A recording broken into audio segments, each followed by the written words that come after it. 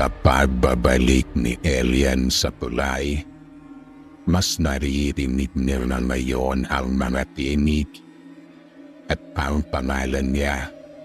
Muli nila ito tatawagin. Kung bago ka pa lang dito sa channel, huwag mo kalimutang mag-subscribe, pindutin ang notification bell at samahan mo kami sa isa na namang gabi ng hiwaga at takot dito sa Pinasoro. Dahil ngayong gabi, babalik tayo sa tulay kung saan ang mga bumabalik ay hindi na tao. Matapos ang ilang linggo, bumalik si Elian sa San Miguel.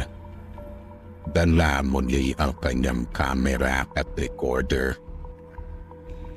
Sa isip niya, kailangan niyang alamin kung totoo ang mga narinig niya noon o baka imahinasyon lang iyon. Pero pagdating niya sa tulay, may kakaibang katahimikan. Wala na isang tao. Wala ring ihip ng hangin.